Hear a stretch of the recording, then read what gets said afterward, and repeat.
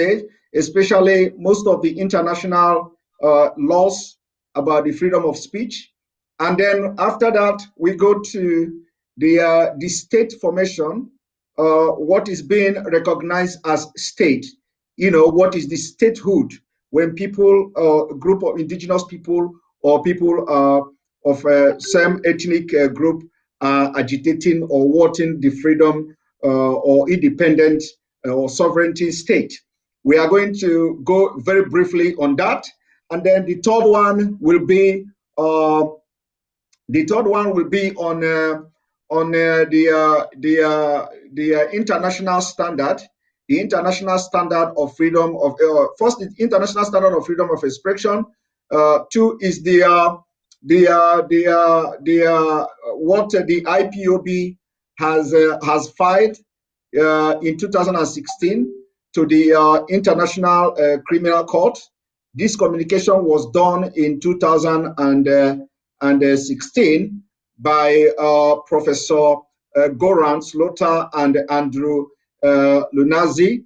Of course, you are very, very conversant with that. And then after that, we start the program. Why are we doing this? Why are we doing this? Why do we have to make references to these three issues I've mentioned here? Is because a lot of people will say that, okay, what you have to do it this way, you have to do it that way, wait for international community to intervene and all that. But we want to tell them this evening that all these things they are saying, IPOB under your leadership has done even more than expected. And there is nothing to show for it anywhere today. You have written to International Criminal Court. You have hired some of the best lobbyists all over the world. You have done all this, and today we are going to show it to the public for the very first time, the application filed to the ICC in 2016. I know you'll be very surprised that I'm talking. Are you hearing me? Loud and clear, Simon. I'm hearing you. Please. So I'm going to pull the application IPOB under your leadership filed to the International Criminal Court in 2016. Yes. We are only going to read because it is about 93 pages. Mm-hmm. So when people are talking, they are saying something they know nothing about. They don't know how far you have gone with the IPOB, especially to get justice for what the Nigerian government has done to our people. So today I am going to release only one tip of the iceberg, and I'm doing it for the very first time on this program.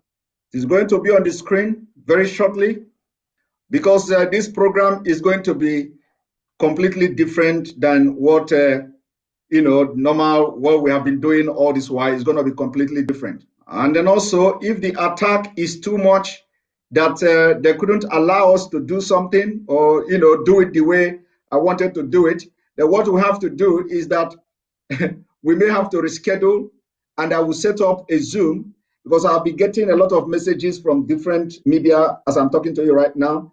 I'll be getting a lot of messages from different media houses, and they are telling me what to do. They are telling me to do this and do that. So if this doesn't work out, we have to now. We can have a discussion, and then we can present the evidence afterwards. We can have a discussion today, and then the evidence will be presented later. Exactly. Yes.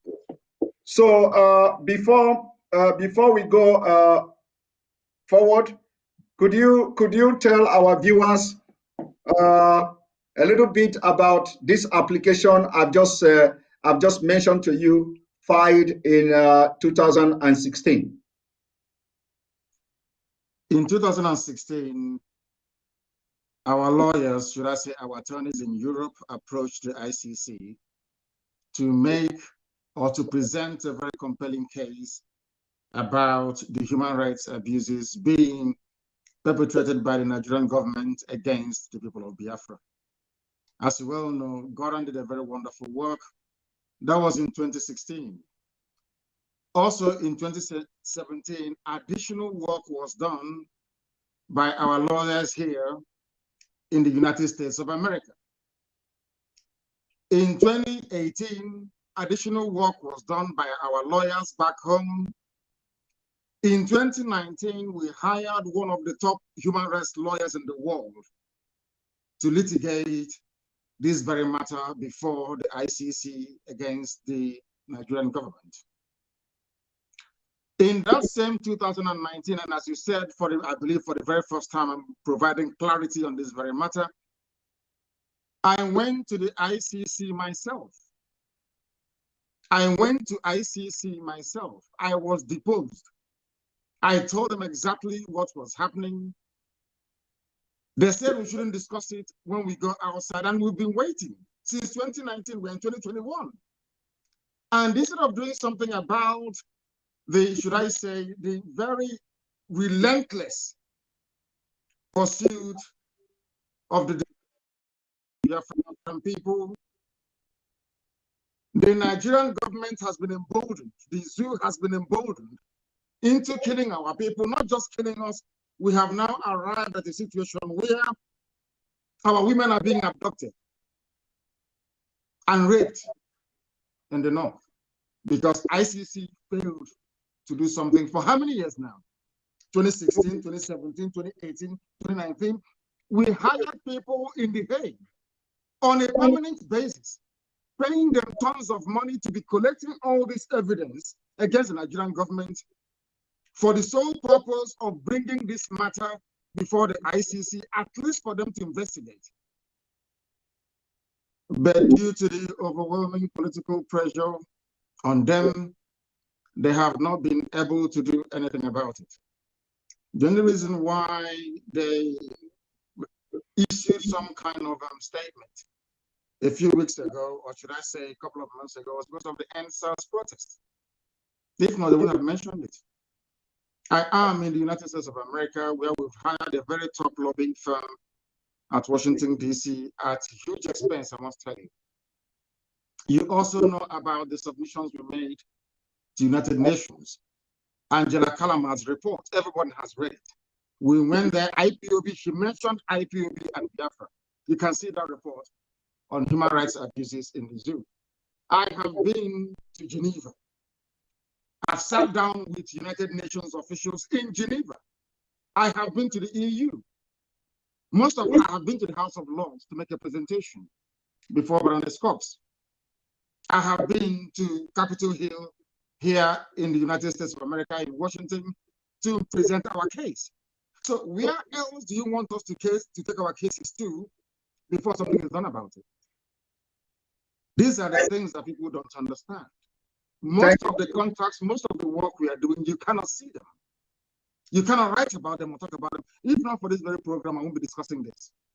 But it's about time our people realize that we are doing all we can to present all this catalog of abuse and degradation before the conscience of the international community.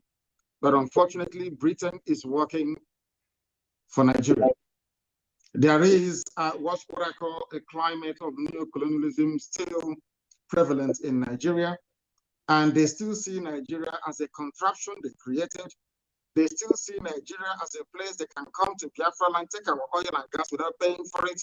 Therefore, anything that can sustain the false unity of Nigeria is what they are going to encourage. They see Biafra agitation as an antithesis to that very plan which they have, which is to keep this contraption together for them to have unfettered and unrestricted access to our resources. And that is what has been happening. But unfortunately, our people are not intelligent enough to understand it. Every year we spend money. We have somebody in The Hague right now collecting all the evidence, the rape cases, everything, all the murders, all the unprovoked attacks and invasions, everything. But for ICC to call up that very case is another problem. When I say that Biafra is going to be the last miracle on earth, people don't quite understand what I mean by that. Biafrans don't know the number of people and forces against them. They don't understand it. Those of us at the cold face of this struggle, deep inside it, we know who our enemies are, and they are numerous. But I am very, very confident of victory because the God we serve is the one that made this very universe, and his words must prevail. And on that very promise, we anchor our hope, we rest all that we are doing to restore Biafra. And we know that in the end that Biafra will come. We have a lot of enemies, you know. We've not done anything to them. It's Biafrans that built America. We built this very country that I'm in today. Biafrans built the United States of America. The majority of all the hard-working free men and women they took from the western coast of Africa, they shipped them to the USA. They are the ones that made this country great. So they see something in us that we cannot see. They know we are very productive. They know we are hardworking. But above all, Britain knows that we are blessed. It is that blessing from God that Britain doesn't want to see rise up in Africa. And that is why they're using very primitive Fulani people to try to suppress us. You saw yesterday that Britain, BBC was advertising army positions, asking you, even telling you what you can get the forms to get you functions on tax, or should I say license fee payers money in the UK. They don't accept any advert. So how come BBC Pidgin in Nigeria is advertising for people to join the army of Nigeria for free? Because they are, of course, agents of neocolonialism. They're working for Britain. They want Nigerian army ranks to swell up so they can suppress any measure of uprising against the very decaying, crumbling, damnable zoological republic. What our people need to realize is this.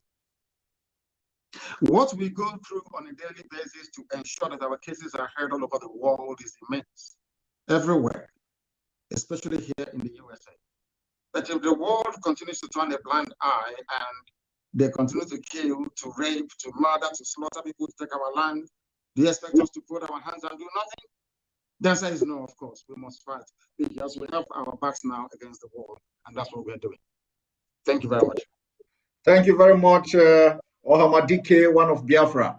Another thing I want to, this is just an introduction to what we are going to discuss this evening. Another thing I want to ask you is that, there is a man called Peter Smithers.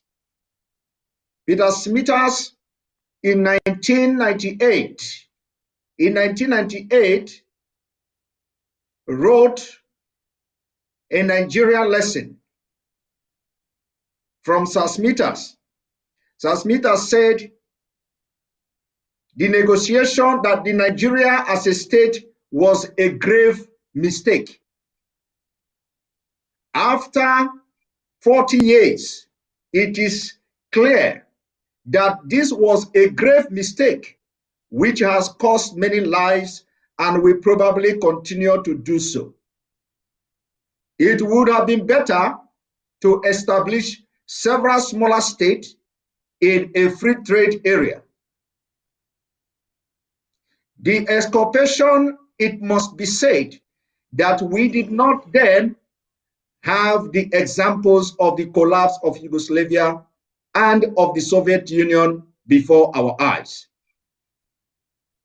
This was a man who was the parliamentary private secretary to the Minister of State and the Secretary of State in the colonial office 1952 to 1959. Can you tell us more about what you feel he is trying to do here? What he's trying to do is to draw our attention to the incompatibility of the various ethnic nationalities you have that make up Nigeria, but more importantly, to draw our attention to the irreducibility of value system in determining who should belong with who in any nation. It's quite interesting that he used Yugoslavia as an example. The funniest thing that people don't understand about Yugoslavia is that they are all one Slavic people. They are all Slavic people, as you have with Russia and Bulgaria and all the rest of it. They're all Slavic people. They are one people, one race. They are predominantly Christians. Of course, you have in Bosnia and Herzegovina during the march of Islam into Europe, that a few of them became Muslims, as you have in some parts of Kosovo and also in Albania. What I am trying to point out is this: these people who are one race predominantly one religion, cannot live together in a country called Yugoslavia? How about people who are from Senegambia and goodness knows where else?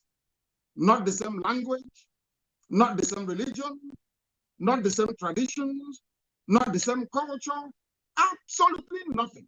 How can you make these people become one nation? Is not possible. That is something we've talked about before, that most Africans don't seem to pay much attention to. We are tribal animals by nature. Africans are tribal by nature.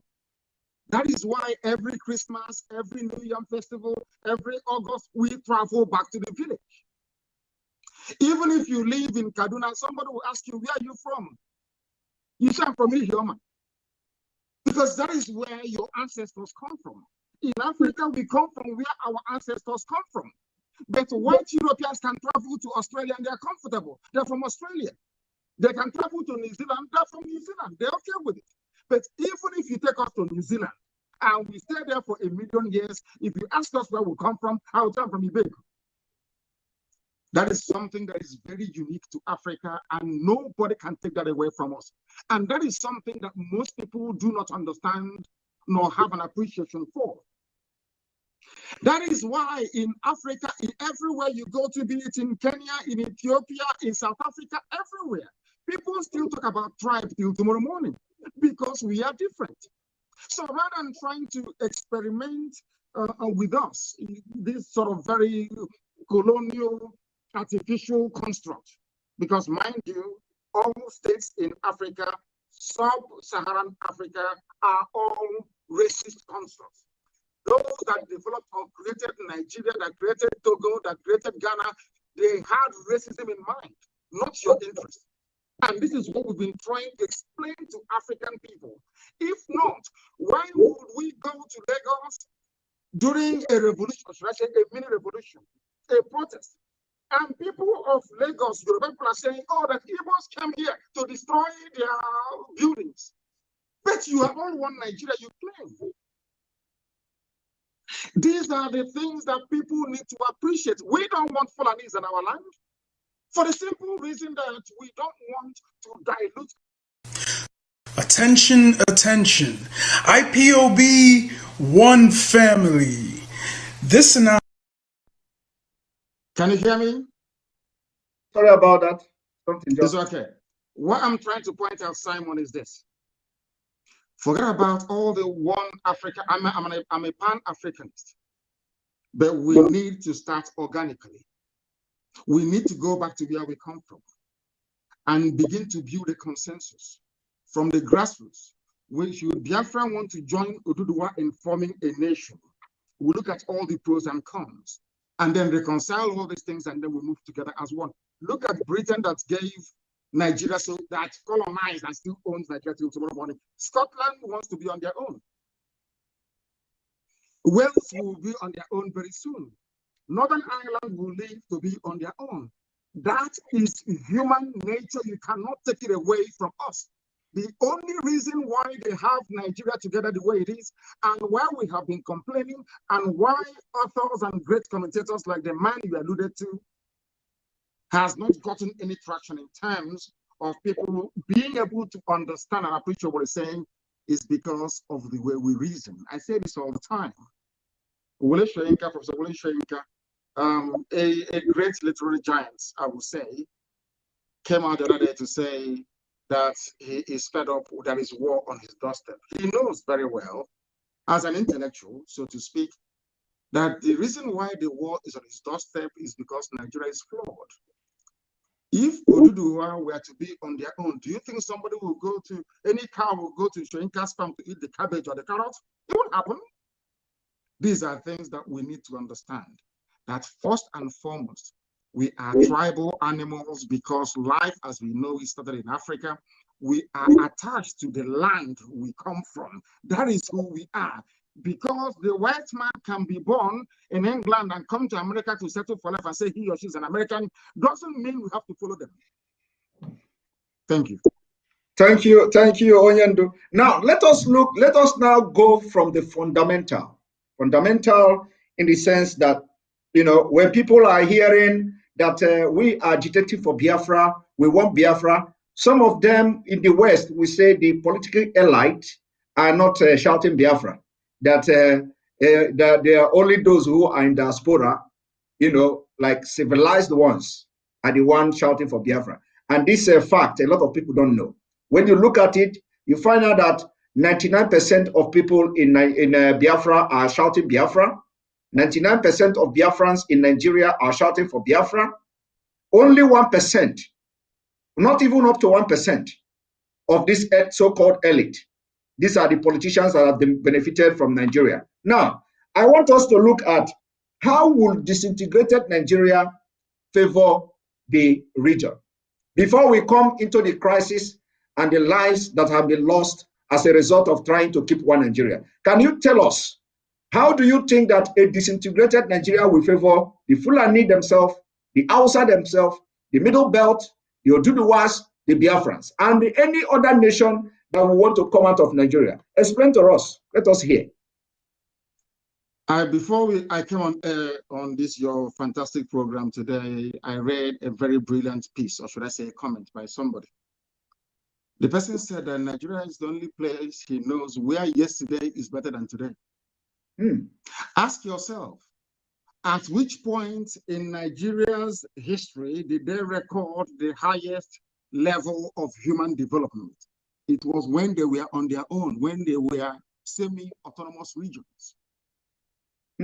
So there is an already made example there for people to reference, should they wish to do so.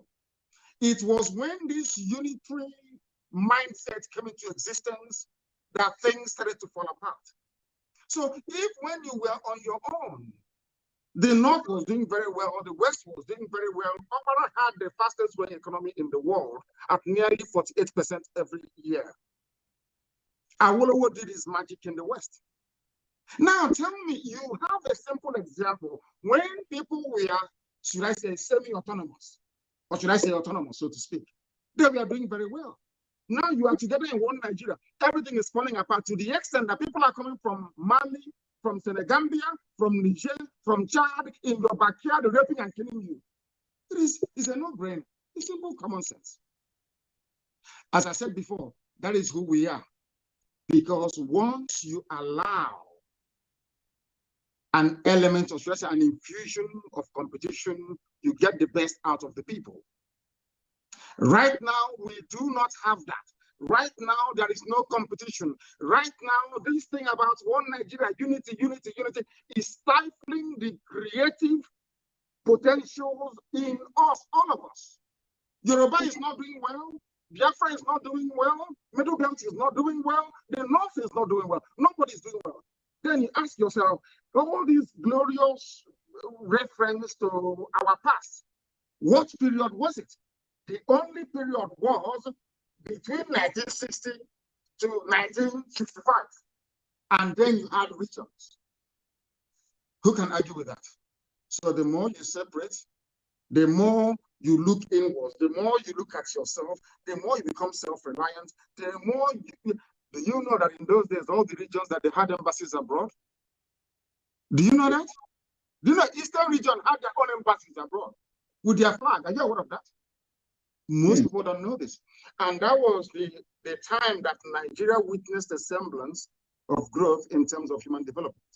Now you have a very, should I say, disgraceful contraption called one Nigeria. And everybody is struggling. Cows are making your lives a misery. If you don't know that going back to autonomy is the best way forward, then there is something wrong with that person. Onyende, thank you very much. Just because you know everything we do in Biafra, we stand by the truth. We do everything with evidence and fact. Just to back up what you have just said, I told you about 93 pages of application filed to the ICC. Barely few years of formation of IPOB, because this was in 2016. Barely 2 years.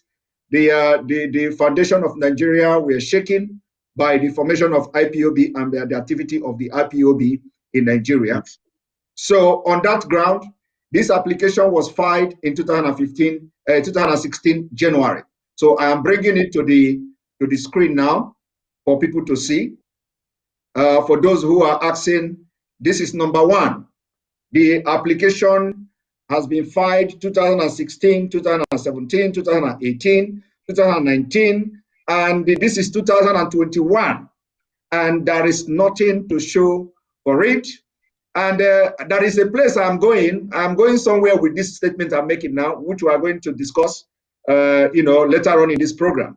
Now, when you read the introduction here, it says, one, this communication is hereby filed to the Office of the Prosecutor, the OTP of the International Criminal Court, the ICC, pursuant to Article 15 of the Rome Statute, by Professor Goran Slota and Andrew, on behalf of the indigenous people of Biafra, a movement dedicated to self-determination of a former republic of Biafra in southeastern Nigeria, as well as on behalf of 17 individual citizens of Nigeria, the victims collectively, with the IPOB, the petitioner. Two, the petitioner submit that, based on the information set out herein, there is reason to believe that crimes against humanity within the jurisdiction of the ICC, in particular, murder, unlawful imprisonment, torture, enforcements, disappearance, other inhuman acts, and persecution have been committed in the context of politically and ethnically motivated state violence against primarily IPOB members and the Igbo people of southeastern Nigeria. Due to the absence of domestic criminal proceedings with respect to those potentially bearing the greatest responsibility for these crimes, in particular, but not limited to Nigeria current President Muhammadu Buhari, and that was then, and in the light of the gravity of the act committed. Now, this is 93 pages, 93 good pages. The list can go on and go on. Factual evidences, citations, references, up to 93 good pages.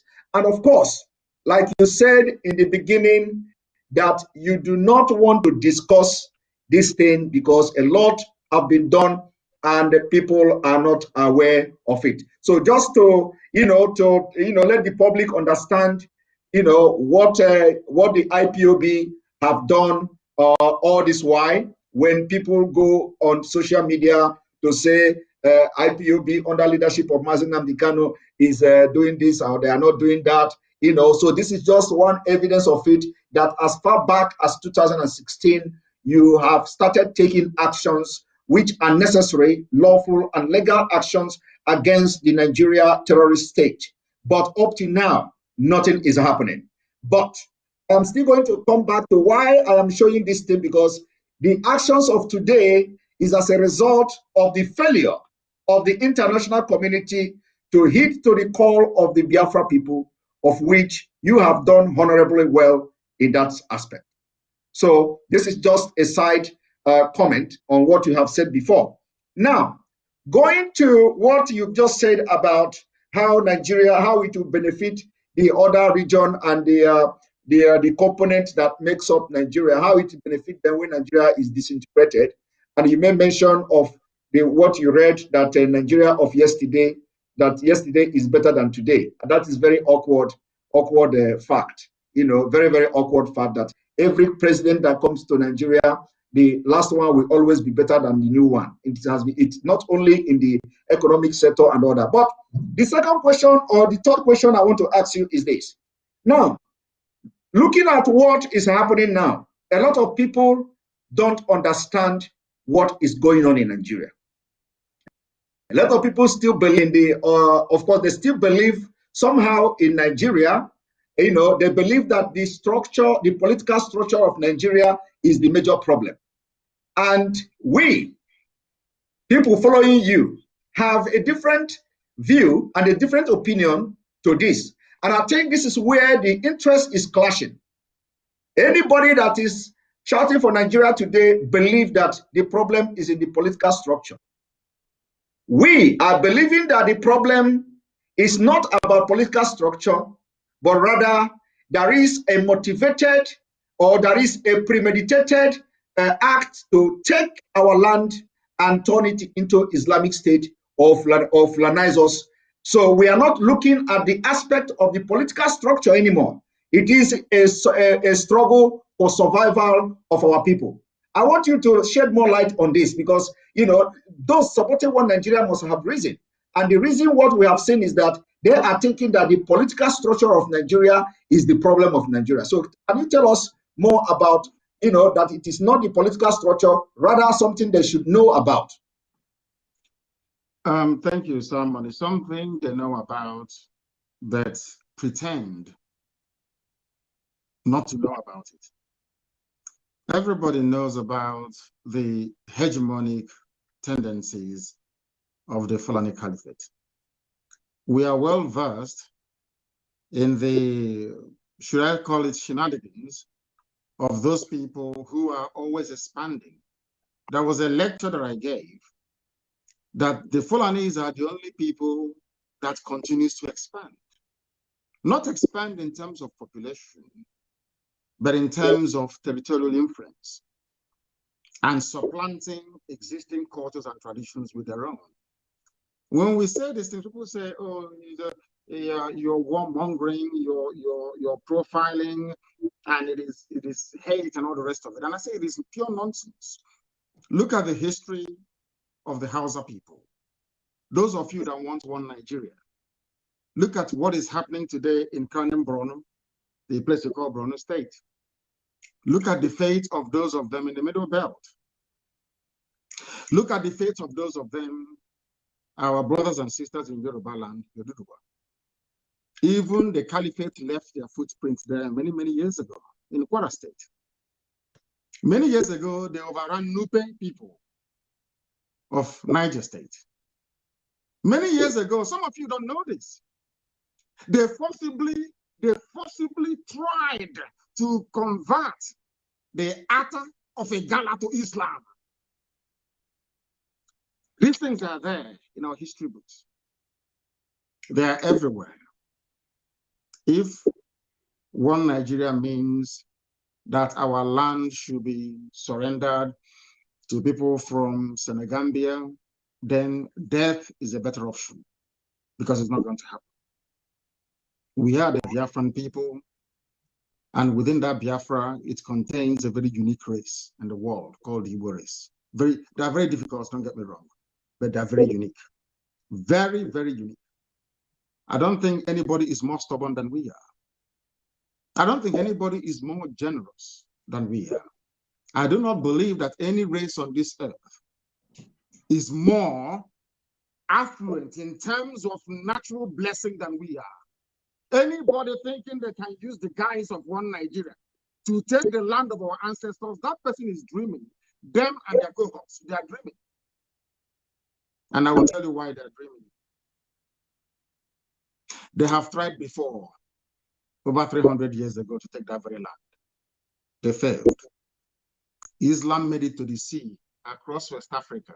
Islam made it to the Atlantic Ocean. The only place that Islam did not succeed in penetrating is the East.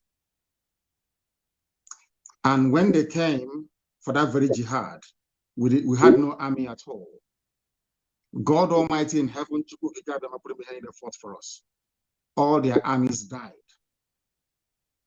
That thing they tried in Kwara State and succeeded, they tried it in Lower Benue, in Idoma and Igere lands, and they failed. All their armies died. The few that survived, they trekked back to Zaria from whence they came. I must warn anybody, all of these people agitating or saying, oh, we want one Nigeria, you are setting up yourselves to fail. You are as foolish as Hausa peasants. Hausa peasants did the same thing you're doing. Oh, allow them, give them land, give them cattle. By the time they woke up, all their kings were dead. Hausa kingdoms became Fulani Emirates. You have Hausa governors, you have Fulani governors. Telling you we are Hausa Fulani, we are Hausa Fulani. And I keep asking myself, why is it that people don't see all these things? Is it because, of course, that is why we call them a zoo, because they're very foolish, without apologies to anyone. Because if you are not foolish, history is there for you to reference. These people asking you for land, asking you for Ruga, maintain peace, let's stay in one Nigeria. What are their antecedents? What have they done in the past? Because where we come from their behavior in the past, you now know if you can trust them or not.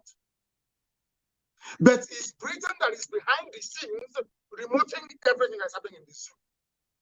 I am a British citizen. I hold a British passport. I know there are good men and women in England. It is a land of conscience. It was English people that left Southampton to come to America to build America, the land of the free. English people, yes. They traveled on a ship called Mary Rose. They landed at a place called New England. Conscientious, honorable, God-fearing people. They were the ones that helped slaves to escape from the south to the north. English people. But there is a breed we have now. Blood-sucking demons. Their job is to hold Africa down, to hold the black person down. And how are they doing it? They don't want you to tamper with any of their creations in Africa, all these idiotic states, all these artificial boundaries they gave us in Africa. No, because that is the beginning of the chain that is holding us down, and they know it. And the question is, who is a Nigerian? And I will ask you a simple, I want you to contemplate something, Simon, for me. If I ask you now to go and prepare a Nigerian dish for me, what are you going to present? Because if you bring a wedu soup, somebody from the East will tell you that is not their food. They're not going to eat it. If you bring Afan or a Dikaifon, somebody from Kanu'S State will tell you that is not our food.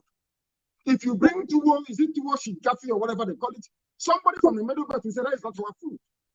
Ordinary food, there is no commonality. Is it the way they dress?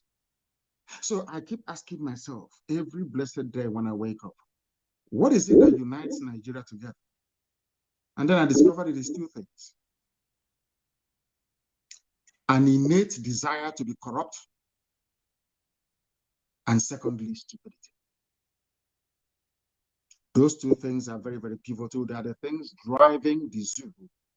People talk about their founding fathers. When the Fulanis are talking, they say our founding fathers, and I keep asking them, Nigeria, your president, so-called, the dead Buhari, is older than the country. Where else in the world do you have a head of state that is actually older than the country in the 21st century? So tell me one place. Only in Africa. Because they came to Africa and they built all these contraptions, and now in our idiocy and stupidity as Black people, we accepted it. As I keep asking all the time, can you go to Europe to build a country for them? They will hang you that same day. If you cannot do the same thing in Europe that Europeans did in Africa, then why are you accepting it? Why are you accepting it? The key thing here is the way we reason. That is the problem with the Black man, how we reason. People talk about Nigeria as their country, talk about Nigeria as their nation, as if Nigeria has any legs to stand on in the first place. Nigeria it has no meaning. It is a very derisory meaning. It means something very terrible and very awful. If I ask in Yoruba language, tell me the meaning of Nigeria, you cannot tell me. If I go to Igbo language, tell me the meaning of Nigeria, you cannot tell me. But I know the meaning of England. It's the land of the English people. I know the meaning of France, or is the land of the French people. It's only in Africa they have all this garbage.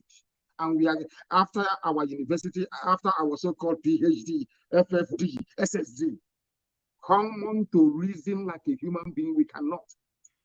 Those are the things we are fighting. And those are the things that our detractors are very, very uncomfortable with. And that is why today you must pat yourself on the back, and every IPOB member for that matter, for the very simple reason. At last, people are beginning to reason in this room. All thanks to what we are doing. So don't mind them. When they go back into the privacy of their homes, they consider what we're saying is right. But outwardly, due to economic, political, or whatever thing that it is, they wish to toe the line of let's keep Nigeria warm. We are not fighting with anybody. All we're asking them to do is to reason for once in their useless lives to be able to. They say insult them. If you're an idiot, why won't I insult you? I'm asking you, go to a white man's land and tell them you want to create a country in Europe. That day they will roast you alive.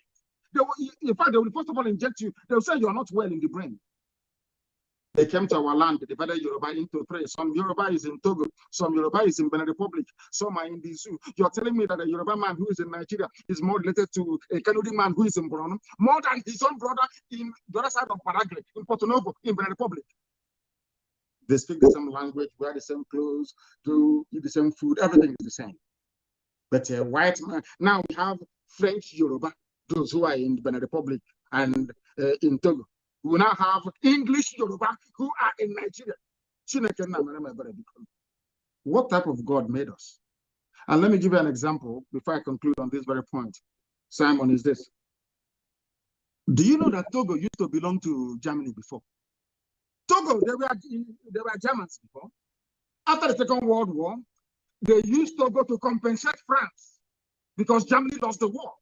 And these are human beings in Africa, for Christ's sake. I can't understand this type of nonsense. I can't understand it. And that is why I keep saying that the one of the greatest disasters to befall me in life is to come from Africa. We are people who do not reason. How can you have the same people? One part is French, the other part is English. Is English and is Yoruba and the French, are they the same people? The answer is no. And you're telling me that a Yoruba man inside Nigeria should be related with somebody in Borno State. Lord have mercy. Thank you very much, please. Thank you very much, Onyendo. You have explained this thing very broadly. The point you have made very clear is that they knew that the problem of Nigeria is not based on political structure. They know it very well. The problem of Nigeria is that people are conquering our land, and they are trying to take our land and convert us into Fulani nation and caliphate, and that will be resisted with everything we have. Now, the next thing I want to talk about or ask you about is, of course, like I said, we are going to get tough, this evening. We are going to say things that will provoke a lot of people. And on that note, I'm going to bring to the screen the international acceptable, or should I say, the Declaration of Human Rights on freedom of expression and freedom of speech. Now, when you look at what is going on in the zoo, they circulated some kind of threat letter to the medias in Nigeria, threatening them that you must not mention Fulani. When the Fulani have attacked and killed people, you must not mention them. So I'm going to read just very briefly a couple of these international laws.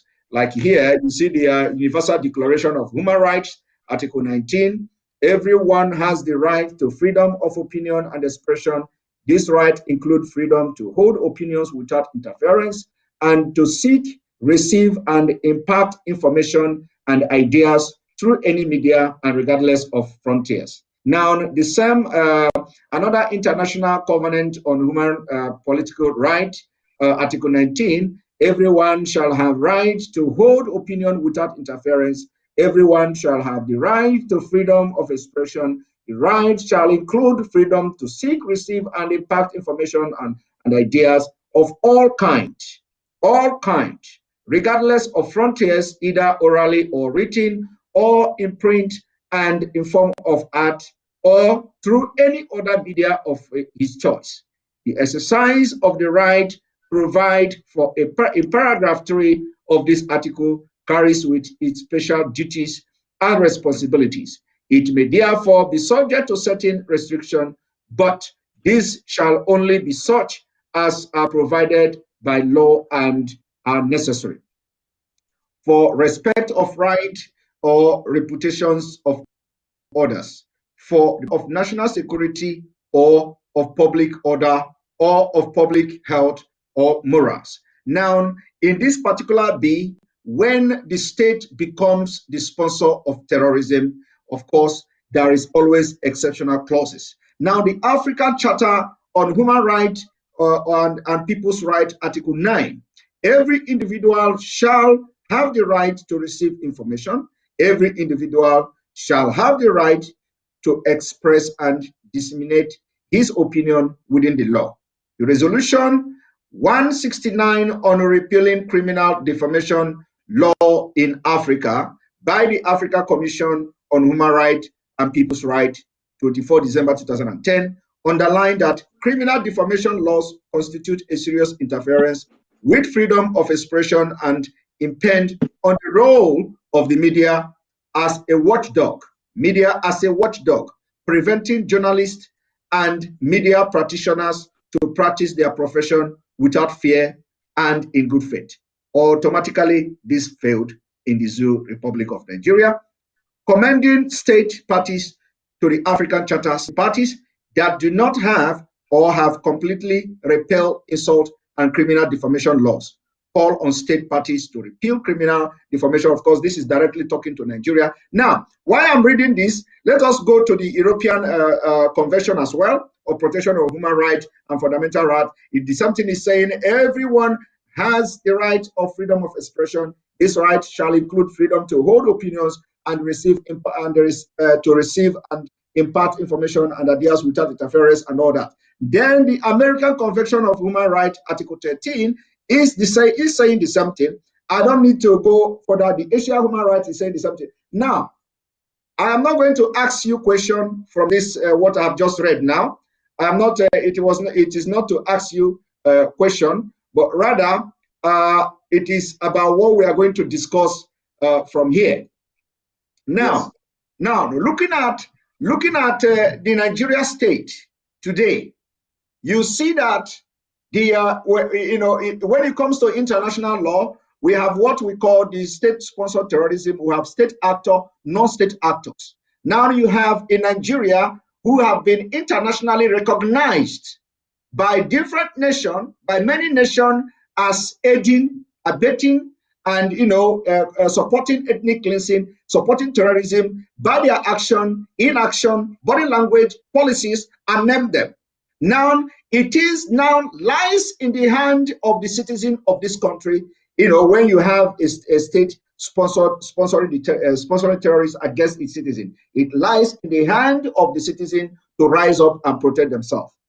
On this note, you set up the Eastern Security Network against the non-state actors. And we know that the state actors are also there, aiding and supporting the non-state actors. When we are talking about non-state actors, we are talking about the Fulani herdsmen terrorists, we are talking about the bandits, we are talking about whatever name you can name them, they are all the same thing. Now, how do we combat the state actors in the presence of what is going on in Nigeria now, that everybody knew that the state actors are very visible in the field? The Army General called T.Y. Danjuma said, Nigeria Army collude with bandits. You have to rise up, otherwise you will all be killed one by one. Do you want me to play the video so you can, recall your memory on it? I'm aware of what T.Y. Danjuma said. All right. And he said we should all go and buy guns as well. He said exactly. Go and buy guns to defend yourself. And not only him, almost everybody is advocating for everybody to buy gun. But that is not the point. What I'm trying to say is that when you have in a country where you have a state-sponsored terrorist, how do you now, make sure that your people are safe against a state-sponsored terrorism, like you see in Nigeria? Thank you very much. Before I answer that question, before you started, you read out some conventions and some laws guiding people by the UN, by EU, by Africa, and all these people. All these very fanciful, beautiful words. They are meant for human beings in Europe and in America, in Australia. That is where these things work.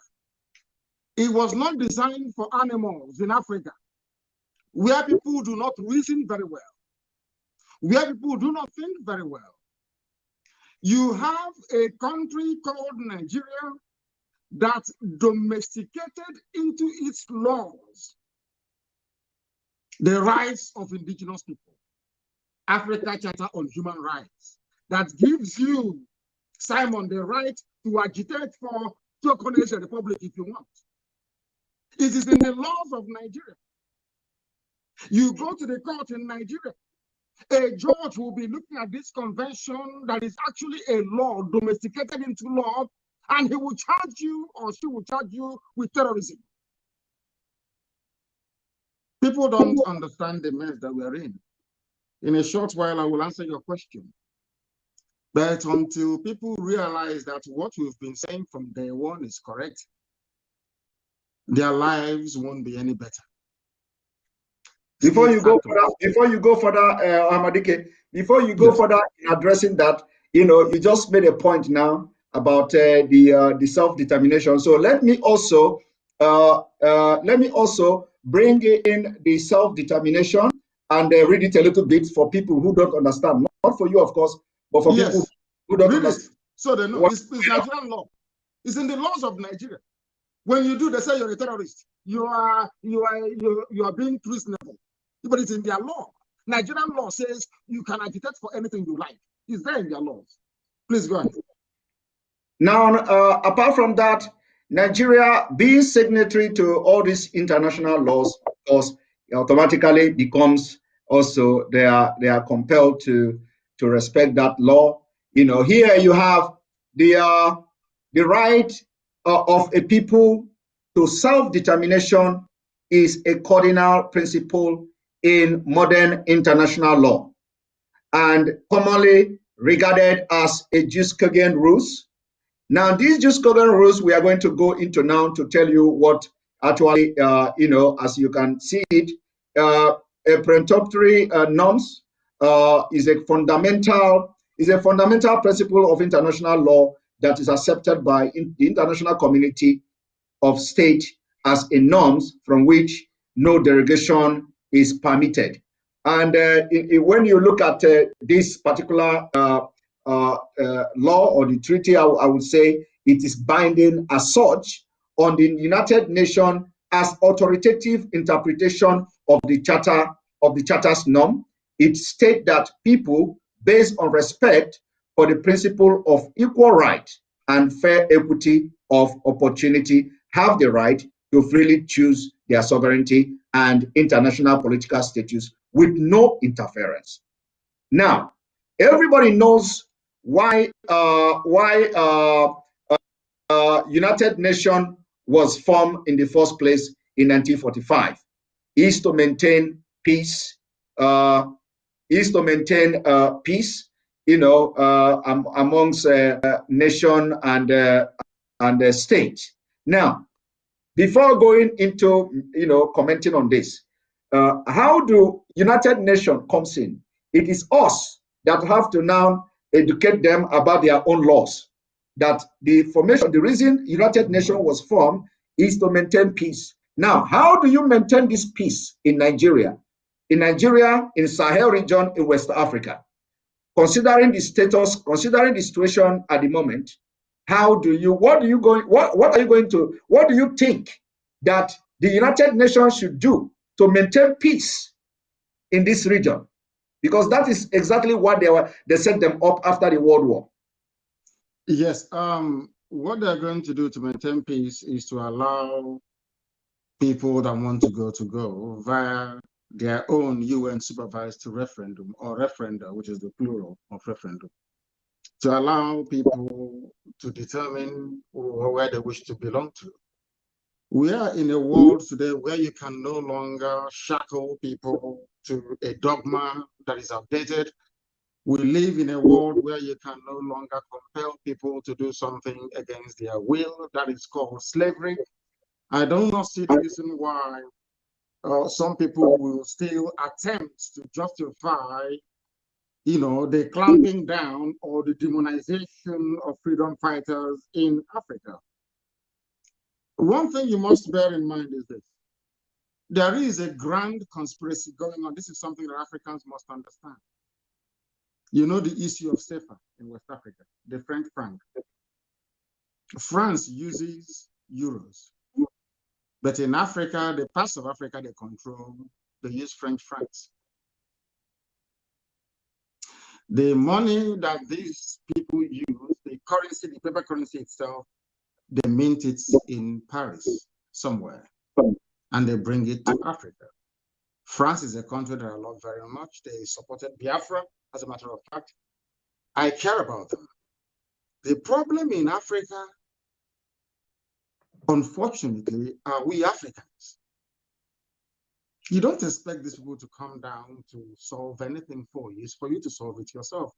I remember I went to a very influential diplomat's office in Brussels, at the EU. I went to his office. And we presented our case about how they're killing us and everything, and that we are peaceful and everything. The man said, any day you people are serious, we will know. Do you understand the meaning of that? Any day you're serious, we will know. How can somebody come to your backyard, rape your mother, kill your sister? You're going to UN to go and complain to them. UN will say you're stupid. Don't you know what to do?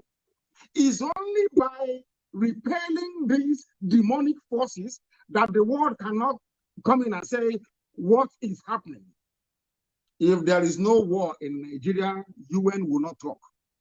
If there is no war in Nigeria, CNN will not cover it. If there is no war in Nigeria, there will be no emergency debate at the House of Commons. Never. At a time in your life, you have to say enough is enough.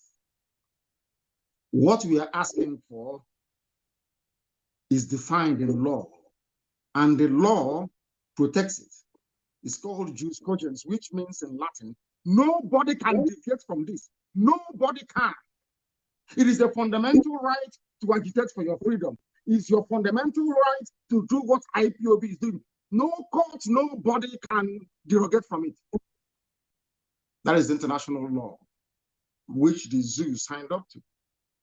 But we are there every day deceiving ourselves. Let's go to court. We caught terrorists in our, what's their crime? Oh, they belong to IPOB. And you have a journalist, a Yoruba journalist that went to university condoning such evil. We are in Africa. We are conscientious, or people who should be conscientious, condone evil because of one consideration or the other. And I give it to white. Sometimes I say they say I am promoting white supremacy. No, I'm not. I am just being very factual. That is one thing that white people have that we Africans do not have. When you make a law, you keep that law. That is why that statue of woman you see all the time that is black, people don't know the meaning of it. You go to court, you see a woman with sword. On the left hand is maybe Holy Bible, I don't know, Holy Quran. And you see that they covered her eyes. Go and check every law court. Do you know what it means? That the law is blind. So even you as a judge or magistrate interpreting the law, you don't look at the ethnicity of those who are involved. You don't consider if they are rich or poor. You just interpret the law the way you see it. The law says that what IPOB is doing is correct. But somebody will go to police station and write and say, oh, they are terrorists. It's treasonable felony. Therefore, what is happening to us is coming from us, not from white people, not from anybody else. After all, the way that Britain is meddling into the zoo today called Nigeria is because we allowed it to happen. They're allowing it because Fulani is benefiting from it. Typical black people. And I must remind you that white people came to Africa. The Portuguese, the Spanish, the French, the British, the Germans, the Belgians, they came to Africa. The conquering army The European conquering army that took over the whole of Africa were not Europeans, they were Africans.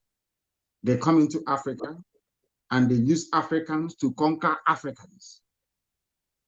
It hasn't left us till today. And these are the things that we are fighting. That is why I keep saying that the best thing that IPOB could do for Black people is to change the way they reason. Once you change the way they reason, you will see all the difference in this. Remember when we used to tell our Yoruba friends and brothers that the Fulanis are coming? Nobody believed us. They mocked us, they ridiculed us. They said, even today, if you watch Channels television, mostly Yoruba journalists in Channels television, they are making the exact same mistakes that allowed the Fulanis to come this far. They never rose up to condemn them. They never interrogated this Janjaweedism, this march of the Fulani.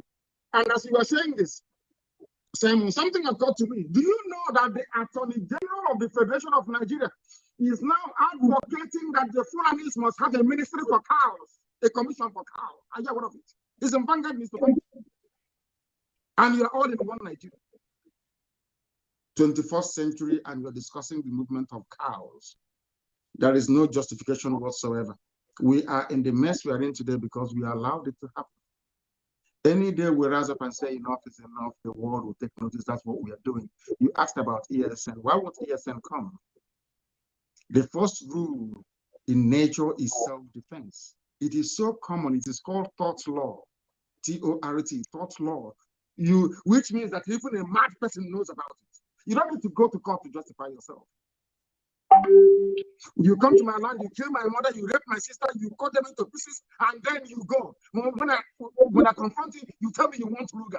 You want Fulani in every state in Nigeria. Who told you that? If you're going to give this preferential treatment to cattle raiders, then why not motor spare parts dealers all over the country? Why don't you give them land and give them loans? People see the truth in the zoo and they keep meandering, they keep hiding from it. After all these years, look at the likes of Modo. After messing up for years, now his eyes have suddenly opened. They now know that what IPOB has been saying is right. That's the thing with our people. No single apology to any idiot, wherever they may be in the world. I'm in America, I don't give a damn. No apology to any idiot anywhere they are. ESN has come to stay. We are going to die there, all of us. Let them bring that their nonsense to our land and we'll teach them a lesson. They can do that always in Yoruba land. We take their land and bring it, we'll die there immediately. So they can see with their two eyes. Hausa may have fallen for them very cheaply and easily. Wagi or Gwari people may have fallen for them. Nupe may have fallen for them. Egala, some parts of it may have fallen for them. But you see the land of Biafra. We will not surrender Biafra, never, ever, ever. There will be no Ruga, no cattle movement of any sort, none whatsoever. They can bring all the families they like, they cannot settle in Biafra land. They can settle elsewhere, but not in our land. ESN has come to stay without apologies to any idiot, to any fool. We don't apologize to any idiot. Did you see the lady that was caught up in? They raped her and they cut her into pieces. Did you see it? Did you see our mothers being raped in Enugu? It's all over the place. They came to Nim, but they massacred our people. All we did was to cry, to write on Facebook, oh, please sign here. We want to petition the House of Commons. They accuse us that we sign here. After signing, what happened? Our cases are there everywhere in the world. If you ask them, they say, no, we don't want Nigeria to break. No, we don't want. But America broke from British Empire. Canada is a free nation. Is that not correct? Under British influence before. Now you're telling me to do the same thing that you did to make America great. You're saying that I cannot do it because you're white and I'm black. God punish the idiot. God punish the bastard. I'm saying it openly. What you did in America to make America great, what you did in Australia to make Australia great, what the French people did because I'm a black man, you are telling me I have to give my land to a bunch of reprobates from the Sahel to rear their cattle in my village because I'm a Nigerian. God punish the idiot. Oyendo, That is why we are backing every of your action and every of your decision. We are going to make sure that we take a decisive measures and action, whether it is going to bring the international community or whether they will still write our story like we are writing their own story. It is something that we have to see. And because of what you just said now, there is, if you permit me, I will play just one video that is very, very important of our brother, that also shed more light on what you just said now, making America great again, or making your people great, and you don't allow us to do our own. That is something that we have to talk about often. You cannot come and tell us not to do anything on our own, but in your own country, you want to do everything and make it the way you want. So let us play this video for our viewers to see. Very, very important. Very, very important. Oh, you can't hear it. Oh my goodness. I cannot hear it. Maybe you can paraphrase it for me. Perhaps you can tell me what the audio is saying, or tell the listening public what the audio is saying. So the audio is saying that for those who are making commentary on Biafra, it is not, they are not in the position to tell Biafrans not to talk about Biafra. Yes. That especially the issue of the war and the experience and all that they are not in the position to talk or to tell Biafrans not to talk about Biafra. Rather, it is the responsibility of Biafra people, either if they choose to forgive. That it is not, you are not in position as somebody in America, you are not in position, somebody in Europe, you are not in position, somebody elsewhere in Nigeria, you are not in position to come and say, do not talk about Biafra, because you are not at the receiving end. You did not, you did not participate or feel, the pain of Biafra. You are not a victim. So allow the victim of Biafra to talk. If they decide not to talk again, it is them that should decide not to talk about it, not somebody who did not feel the pain or who did not fall a victim of the killings by the terrorist government of Nigeria to come to say, okay, let us forget about this Biafra, let us try to heal and move forward. That's what the person is trying to say. I think the video I'm going to post it later on. I'm going to post the video later on. And then, so now, let us go to the next question. You know that Nigeria has been killing people, Biafra people, since 1940 something.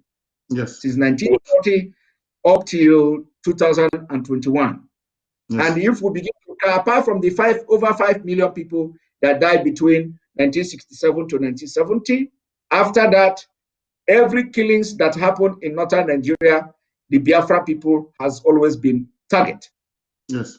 A lot of people are telling us now that, Biafra, you are endangering the life of the people. You are endangering the life of the people. So, and when they are saying this, endangering the life of the people, we don't understand. What do they mean by endangering the life of the people when actually the life of every person in Nigeria is already in danger? So can you tell us, how do you explain to them how endangered are the life of people in Nigeria? Not even talk about Biafra now. One Nigeria is what is endangering your life. If you stay in one Nigeria, you will die. It's a very simple fact. Why are people dying today? Is it not because of one Nigeria? Let's say miraculously they had agreed to what our great leader, our eternal leader Ojukwu said in 1967 and opted for a confederacy or a confederation. Do you think Fulani will come and kill you today? Is that not common sense? These people, they know the truth, they keep pretending. Let me tell you one thing, Simon. Those living in Kanu and Kaduna, they're endangering my life in the village. If because of you, the Fulanis have the temerity to come to kill us, that means you in Sokoto, you in Meduguri, with your 2x2 hotel, because of that, you want to endanger my entire village. You are the danger to me, not me to you. Let me tell you one thing. Have you ever wondered why each time the Fulanis, they kill people, they take over your land, and there is this who had this, trouble now bubbling, they always talk about unity of the country, unity of the country. What is it after each and every atrocity? The next thing they talk about is the unity of the country, because they know that within the so-called fake unity of Nigeria, they can perpetrate any evil and get away with it. Don't you know that? If Ojukwu went to Aburi and agreed a confederation with Goa, came back, Britain said no to it, because that will not allow them to use the Fulani to do Satan's work that they are doing, to the work that is the work of Lucifer. Everyone knows that very well. It's the work of darkness. Getting all these savages from across the Sahel to come in a country where we were before Koro here, before our eyes. The government of Nigeria said those killing people are foreigners. When I go to it makes me very, very upset, to be honest. And I hate Nigeria the more, and anybody who calls him or herself a Nigerian. As I've told you, I don't see you as a human being. Once you say you're a Nigerian, I see you as something lower than you. God in heaven knows. I don't have any regard for you. Before our eyes, they asked them, people are killing us, so come to rescue us. So they said, no, they are foreign, they are foreigners. Now, the same foreigners, you want us to give them land to do agriculture. And I know, honestly, I don't know the God that made black people. I'm being honest with you. I don't know who made it. I don't know where we came from. Because no human being can reason the way we do. I tell you, it's not possible anywhere in the world. Who are those killing us? You said, oh, they are foreigners. Before our eyes, during COVID, the height of COVID, they closed southern borders, but opened northern borders. Nobody said anything. Even today, I was yesterday, they appointed a new EFCC chairman. That man is a Fulani man. Nobody saying anything. So that means that Nigeria belongs to them. That means if you support one Nigeria, you support what the Fulanis are doing. It means you want me, my village, to be taken and handed over to Fulani. Anybody canvassing for one Nigeria, you are a threat to me and to the way of life of our people. There is a reason why when you're going to the village, you buy a bottle of hot drink to give to an elder, to pour libation on the ground of your ancestors. That was the same reason why when Joseph died in Egypt, they dug his body up, his bones, and took him back to the land of his fathers to go and bury him in Israel. That is who we are. Nobody can take our land from us. Anybody, we are in the north, you're endangering us. Mind what you say, not to endanger us. But you living in the north, you are endangering me living in the village. I knew that when this problem started, they would say, oh, you have Igbos everywhere doing their business. Nobody's driving them away. Why are you driving? I know they will come to that. And that is their method. Because you're living in Gwagwalada. I should give Obakala to you. Fulani will take over Obaka. Did they come for business? Is it today they threat to kill you? From 1945, they have been killing you. I remember when George Bush went, I think 2005 or whatever, and bombed Al Qaeda in, bombed, what are they called again? Taliban in Afghanistan. In Kanu, they were killing us. In Kanu State, they were killing us. When somebody drew a cartoon of the Muhammad in Denmark, they kill us in the zoo. Have you all forgotten? Are we that foolish that we have all forgotten all of this? During election before your eyes, they destroyed polling stations. They said, oh, Biafrans are going there to go and vote. Let's destroy it. EU was that they observed it. They saw everything. After seeing all of these things you're telling me about, I'm endangering your life. You are the one endangering me. And before you endanger me, I will endanger you first. Thank you very much. Oyendu, this is a very strong one. And I think every Biafran agitators including media and those writing in national media should take this up. This is a very strong one. Those who say we are endangering their life or life of Igbos, the people in northern Nigeria, the people supporting one Nigeria are endangering our own life. I think this should be the message from now on, so that, because a lot of people never understood, from this perspective you are coming from now. Because when you continue to push for one Nigeria, you continue to endanger the life of others, especially those who do not want to be part of Nigeria. And those people who do not want to be part of Nigeria are much in number than those who want to stay in Nigeria, which is just 1% of, if not up to 1% of them. So this message should be spread. We have to continue. Now, another thing is that when you listen to the Inspector General of Police, you just mentioned about the EFCC, a Fulani, and nobody is talking about it. When you look at the Inspector General of Police declaring what they call a POF, whatever, they have all these fine names they give to the operation and all that. He came to declare one operation POF, or what he called it, that they are going to, deploy people to northern Nigeria, where the trouble zone and all that. And you know that the people going there are our own people from the south. And you know that he have just 3 months left. And in these 3 months, we know that this 3 months is going to be the most deadliest 3 months in Nigeria. Now they are sending our men and women to the northern part of Nigeria, where Boko Haram and bandits are on rampage. And the idea is to go and slaughter them there.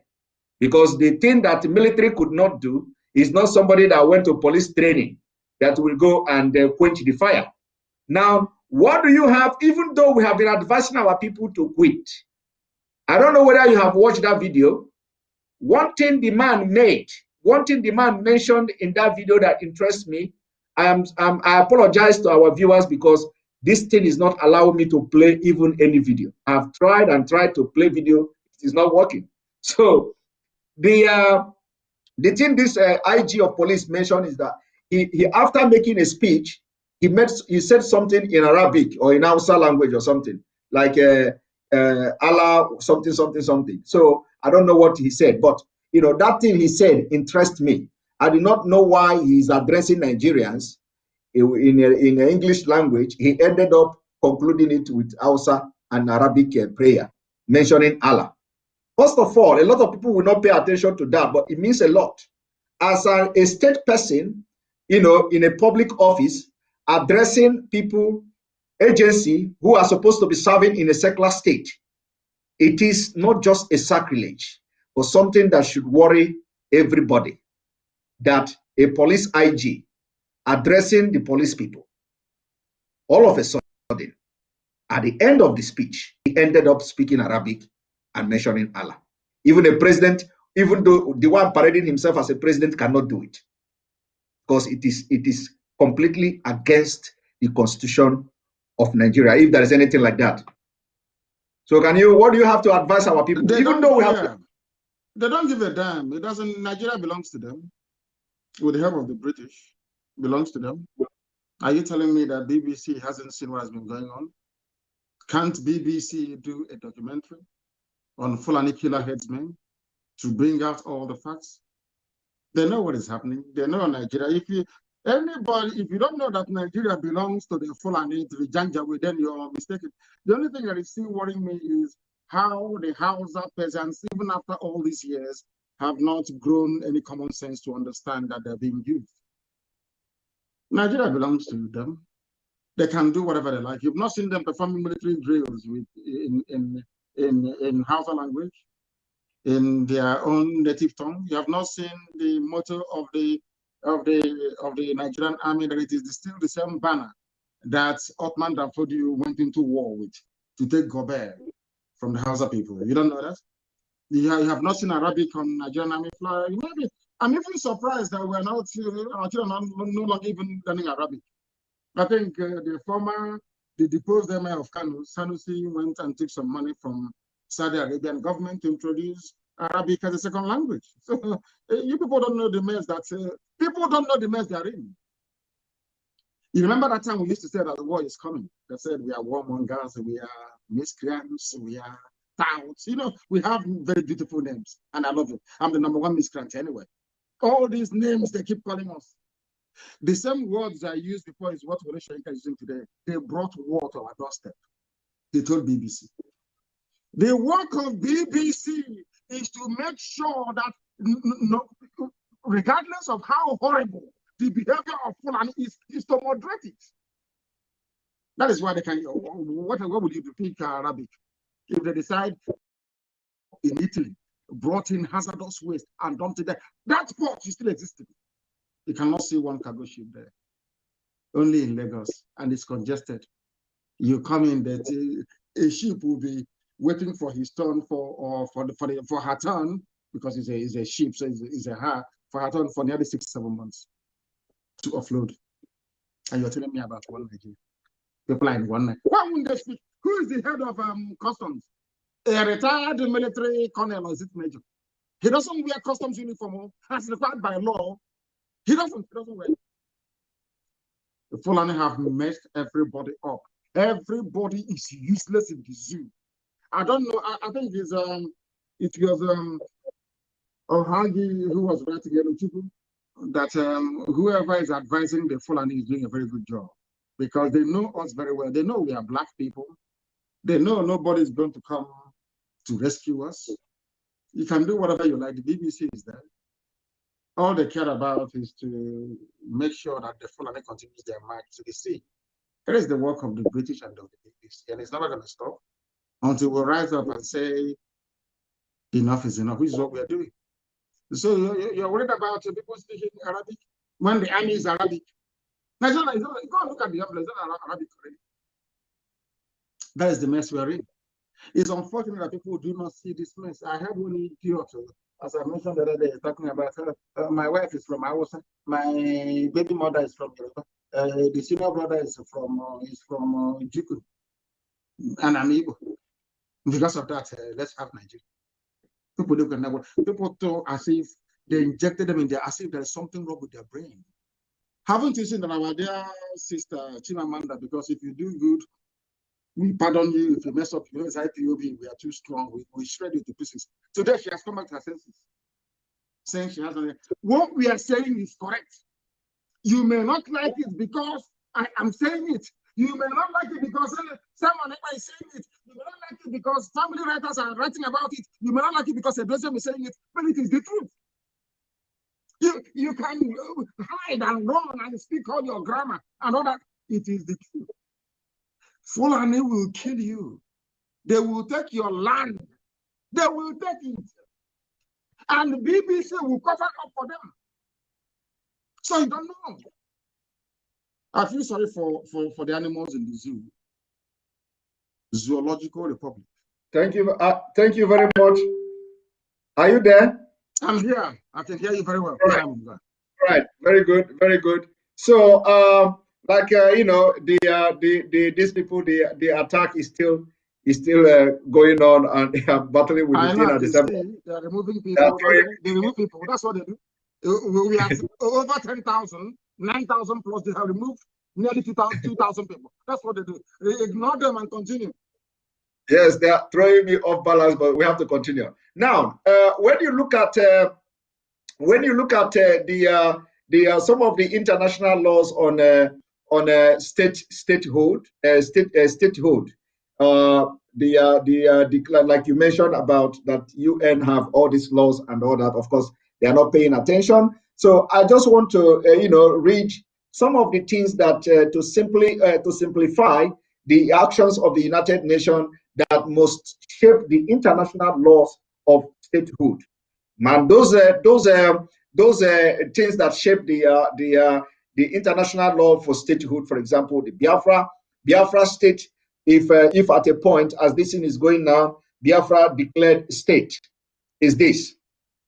There are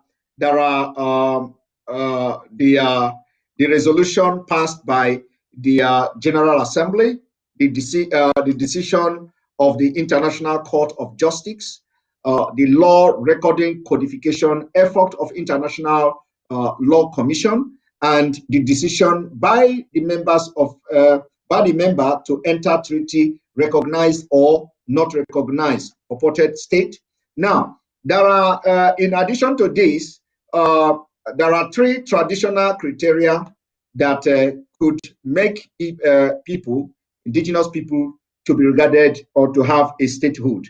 Because all these things I'm saying now is something that Biafra overqualified, like Biafra people overqualified. Now, the 3 traditional criteria is population, territory, and government. And then in defining or giving more meaning to all this, the 3 most basic and least controversial criteria of statehood come from Article 1. Article 1 of the Montevideo Convention of 1933. Now, although the treaty itself has never been officially adopted outside of the Americas, of course, we know what when it comes to international politics and international laws, Article 1 remains highly influential and is generally considered a reflection of most fundamental criteria of statehood. Talking about Biafra now, if what is going on, who knows anytime this year, who knows anytime next year, who knows anytime before 2023, if something happened that every nation in Nigeria begin to declare the statehood, just for clarity. Now, the population, the first fundamental criterion is a permanent population. Simply put, the population of a potential state cannot be entirely composed of nomad or travelers based elsewhere. And now we are talking about the Fulanese.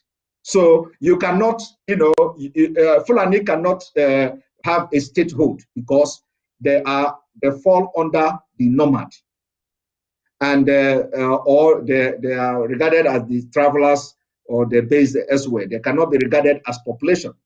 And that is happening in Nigeria. This is in law. That is happening in Nigeria. Fulani is claiming Nigeria where other people understood what international law says and chased them away. They come to Nigeria where Gari and the Akpu and the Ewedu and the Gusi has beclouded the sense of reasoning of the people who call themselves politicians. And they cannot know their left and right. And now Fulani has come to understand that the people that are in the front line of politics from the southern Nigeria are all Mumu, and they are using that Mumuness against every other Nigeria, which goes to what you have said, that these people are endangering your life and the life of other people while they continue to remain in Nigeria and nomad are controlled. Now, that is for population. Number 2, the territory. The second is defined territory. The borders do not need to be fully defined or undisputed. They just need to be an identifiable location. And this is where I give it to you, and I doff my cap, because a lot of people have come to attack you about bring your map. Bring your map. In international law, like I said, the Montevideo Convention, anybody can go and check it out. You have what is defined as territory. You don't need to have a map, before as you are agitating for your freedom. You do not need to present your map to anybody. At the point where we are now, the question shouldn't be where is your map. So some people are actually misleading a lot of people into putting more effort and emphasis on what is map. But rather, the law says there just needs to be an identifiable location.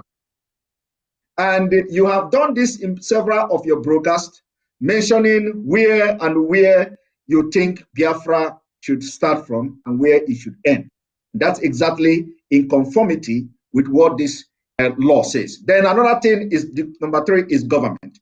I'm not asking you a question. I'm just backing up with what you've said. The third is an effective independent government with the capacity to enter into relation with other states. This is the trickiest of the 3 elaborated. Of course, this you have also done very perfectly and excellently well. For those who are looking for what is, how the Biafra government is going to be and all that, you have actually set an example, you have actually set a pace, and actually form 2 parts in this Montevideo Convention, but essentially require state to have structured, legally independent administration that control at least some of its claimed territory and population. Some additional point to note are a state does not have to have actual diplomatic relation. It could be under diplomatic boycott.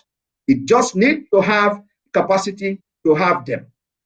I believe, with what is going on now in Nigeria, we are going to come to this point of this Montevideo Convention.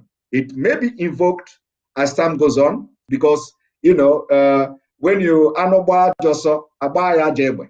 So, and I believe that other part of Nigeria will also, without even knowing it, adopt this Montevideo Convention.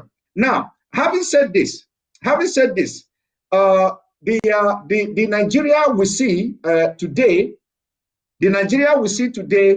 and the way the federal government of the Nigeria are backing terrorists openly, without even hiding it. They are backing the terrorists openly, supporting them, romancing with them, having meeting with them, and not only that, they are supporting them. The Sultan of Sokoto, who they regard as the traditional ruler of Nigeria, he is the chairman of board of trustee of Mayete Allah. Of course. Mayete Allah has come publicly to take responsibility of the terrorist attack against southern Nigeria. Now, in addition to this, the person that is parading himself as a president in Nigeria is a board member of this terrorist group that have been ranked number 4 deadliest terrorist group in the world. People are not paying attention to this. And when they are killing people, the Minister of Information, who happened to fall into the territory that was conquered in Kwara State, now come to say, we are not going to treat terrorists the same way we will treat those who want to get their freedom from Nigeria. That is the most absurd thing I have ever had in my life. I know you have addressed this particular comment coming from the liar Mohammed, from Kwara State. But please, can you, in a different, from a different perspective, can you tell us how would somebody who say he's a Nigerian, especially from the eastern part of Nigeria, and you call yourself a politician, you go to Abuja, you call yourself a governor, you go to Abuja, you call yourself a House of Assembly member, you go to your state and all this, and then you hear somebody saying that those who has made you not to travel by road to Abuja, those who made you not to travel by road to Enugu, those who made you not to travel by road to Owerri, with all your fine vehicle and all your cars, they are not to be proscribed. Rather, the people who say you should have your freedom are being proscribed. In Nigeria, where you actually have state judiciary, that you can actually go and approach the state judiciary and order them to deproscribe IPOB. For the statement coming from that Minister of Information requires opposite reaction. Now, what do you have to tell our people who think this way, that after that statement, nobody has actually come out to say anything? At least I have not read. I have not read anybody. They will not come because they've been conquered. We are all slaves of the Fulani without knowing it. Not us anyway, no, maybe not IPOB, but the rest of the zoo. And I must thank you very much for the depth and for the depth of your research in terms of the Montevideo Convention. Montevideo is in Uruguay, for those who do not know. The reason why I never responded to those half-baked intellectuals that keeps talking rubbish about roadmaps, because they don't know anything. I'm a student of contemporary politics. I actually read politics at the university. in London. So when I hear some fools who are not educated talk about things that are above their station, I feel sorry for them. All of the indices you mentioned are very relevant. But I think the last one you alluded to is the most important. The United States of America, where I am today, went ahead to unilaterally recognize Kosovo as an independent nation. And today, Kosovo stands as an independent nation.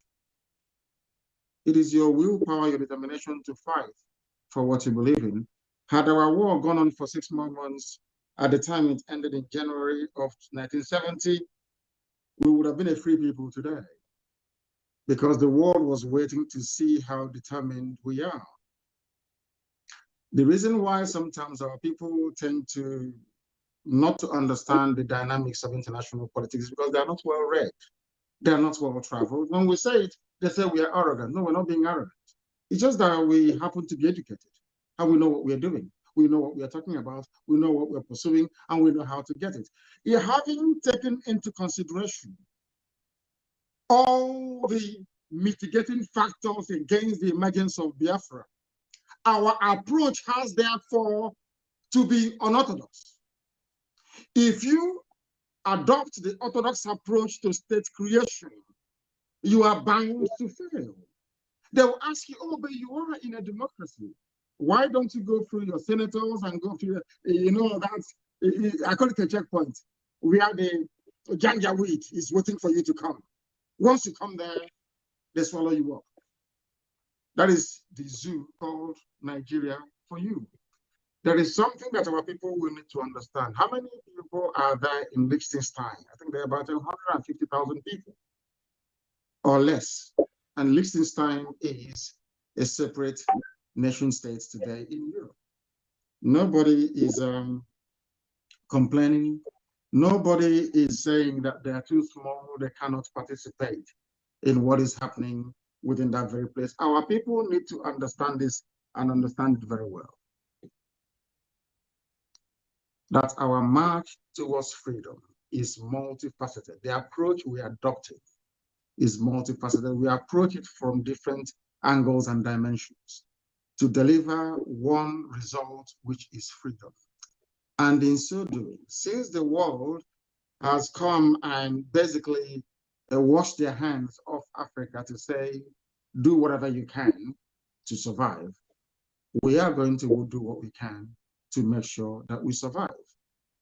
If I understand our situation very, very clearly, is that our people need to remain very, very strong and resolute. Very strong and resolute. That a white man have always defeated black people with one thing: mental strength and resilience. When they were trying to go to the moon, the rockets blew up. The scientists at NASA, most people died in the process of trying to place a man in orbit. But it didn't stop them. They were not deterred. They continued. Where you have superstition, you replace it with practical things. And that is what we have done and will continue to do until we arrive. We understand all the internal dynamics of how a zoo functions. In the case of Nigeria, we know it very well. But one thing our enemies did was to underestimate us, which is a very good thing. I love the way they underestimated our resolve, our resilience, our determination, our intellect, our knowledge, our know-how. I love it. That is why we are where we are today. If you're thinking or hoping that one day you would wake up and things will be better in Nigeria, then you're the worst fool alive. Things can never be better. They have structured the system in such a way that if you were having 12 hours of electricity last year, this year you only get about 6. Despite all the so-called investments, despite all the money they have pumped into each and every supposedly viable sector that is not viable. When I talk about the issues concerning Nigeria as a whole, what I'm doing now is to approach your question from a very holistic perspective.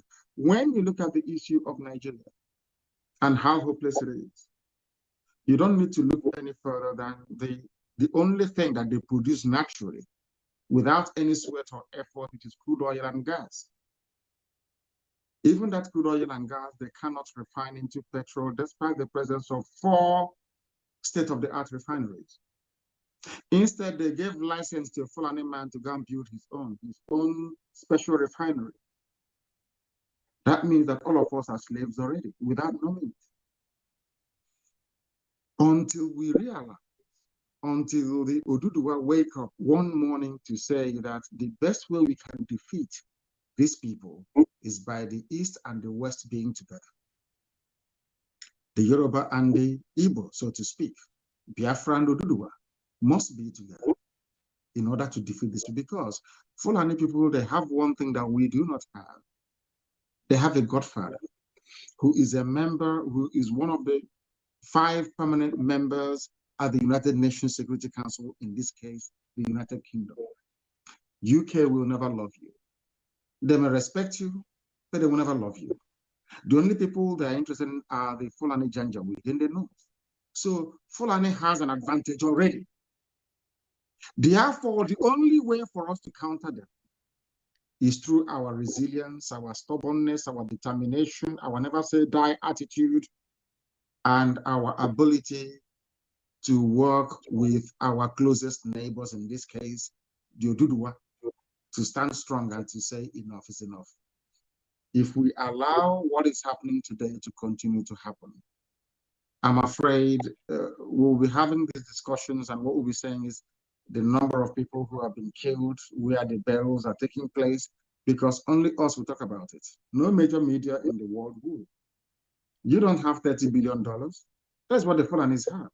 Over $30 billion to lobby, to make sure that CNN doesn't do anything about your plight, to make sure that the BBC doesn't. And on top of this 30 billion war chest is their own girl who is at the UN lobbying on their behalf.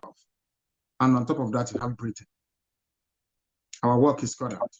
But I do believe very strongly, and without any provocation, that we are going to triumph and prevail in the end. Because the God we serve is the Almighty God in heaven and not man. And if his words are to come true, which he has done across the ages, then Biafra is coming and nothing is going to stop it. Thank you. Thank you very much. Thank you very much, Hamadike. A lot of people are saying that my question is too long, and they don't know that most of the things I'm just, backing up what you have said already with evidence, within international law. I like what you did with Montevideo Convention. Anybody now asking you about roadmap, simply give them the link of Montevideo Convention in 1933. Go there and see it. That is the roadmap. Exactly. I thank you for that.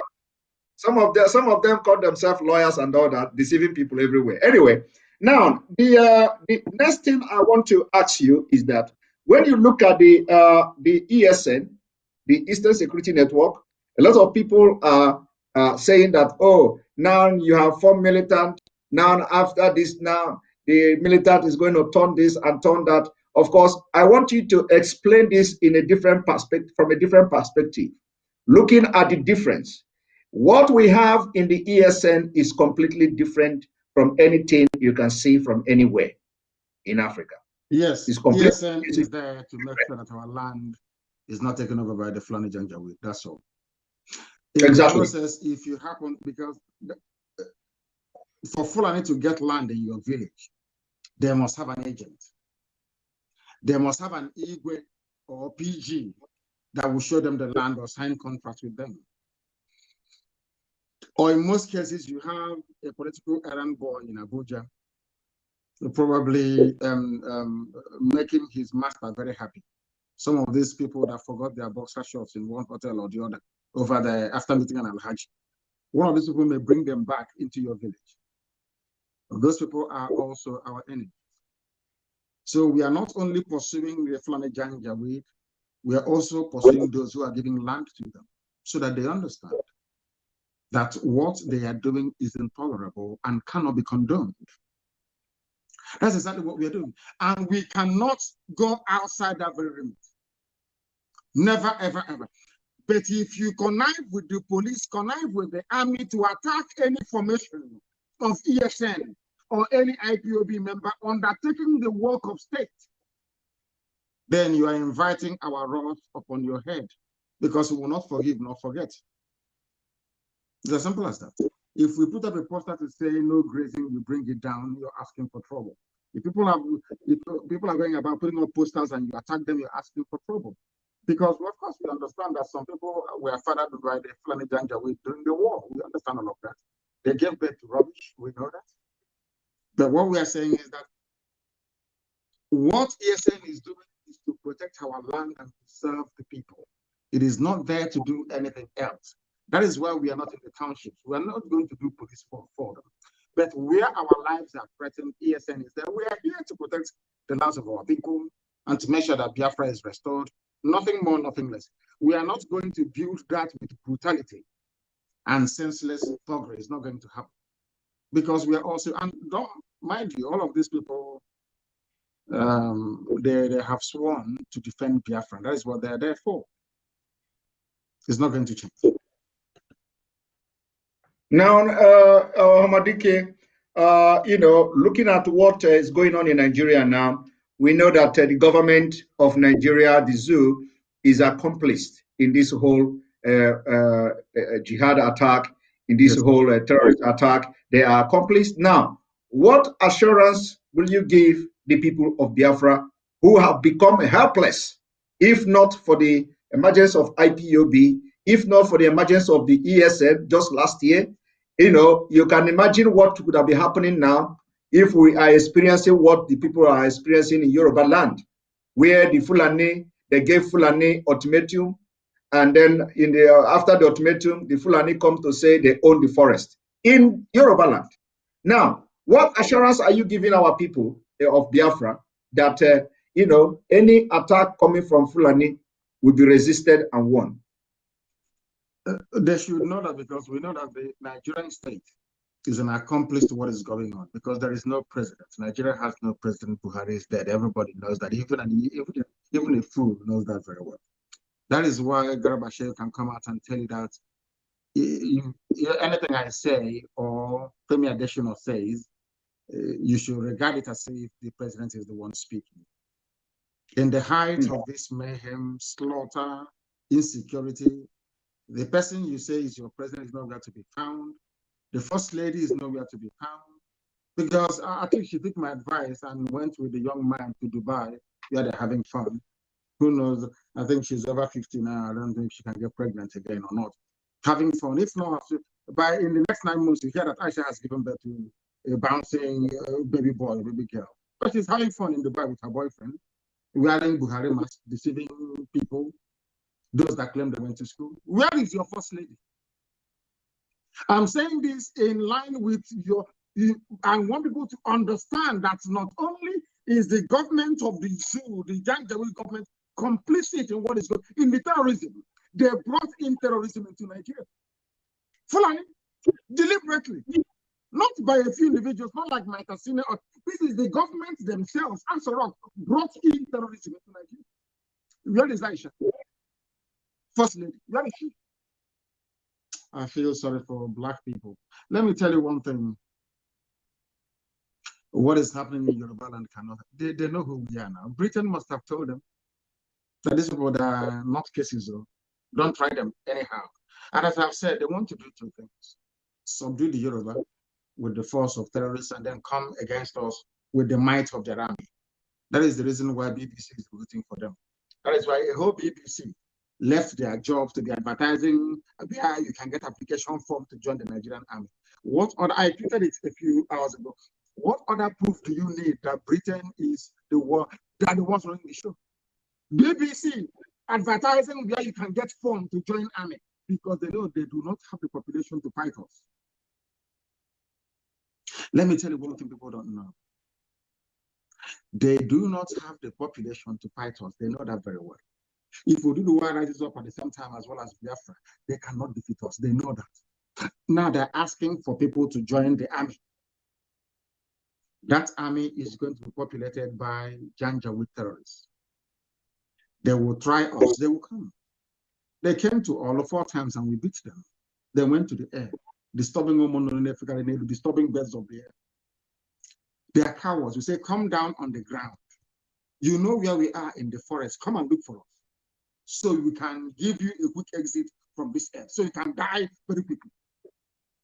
How did this then? The townships killing people. What is happening in Yoruba land cannot happen in the East. It cannot happen.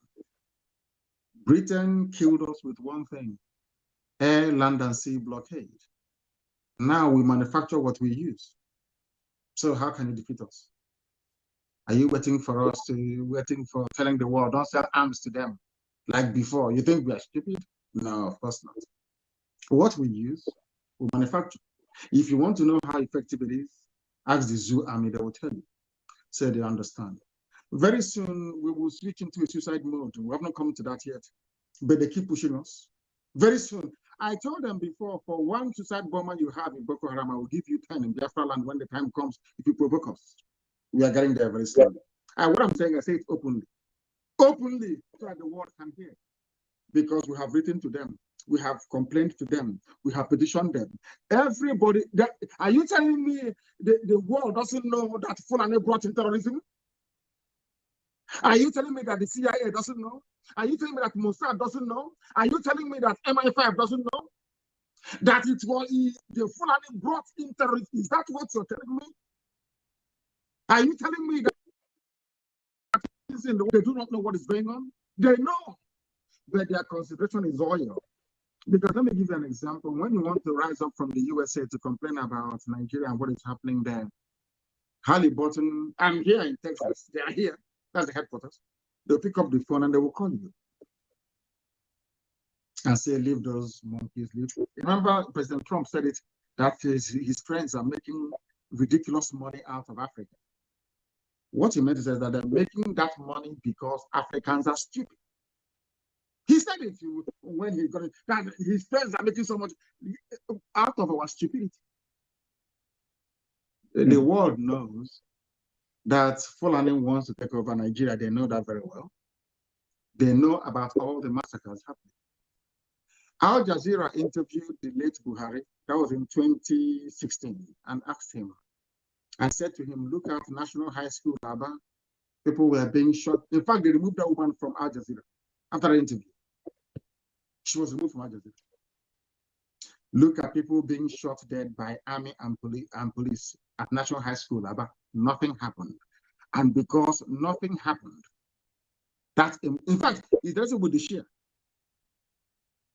Before our eyes, the world saw the clip of army people kneeling down and firing at civilians. Had the same thing happened in China, you will hear them, all America will be writing, the Tiananmen massacre. What happened with the Shia was worse than what happened in Tiananmen massacre in Beijing. Not one single news outlet in the world carried it because Britain asked them not to. That gave them the impetus to go to Aba National High School to kill, to go to war, they kill. And you know how life is. Once they are killing other people and you're quiet, and Yoruba media was there supporting them, our army, our boys, today they're in their forest. That thing they say, what goes around comes around. If you support evil today, evil will consume you tomorrow. I tell my Yoruba friends, this evil you're supporting, this your one Nigeria will consume you. They said, no, one Nigeria. Where are they today? In answer to your question, if they come to our land, they will die there. We will kill them. Thank you very much. Thank you very much. Thank you very much for that. You know, Onyendo, when you are saying British, you know, this British, a lot of people don't understand why you are always hammering on British. On this note, let me make it very public. Of course, this is not also a question for those who think that the question is going to be long. This is not a question, but you can make comment after this.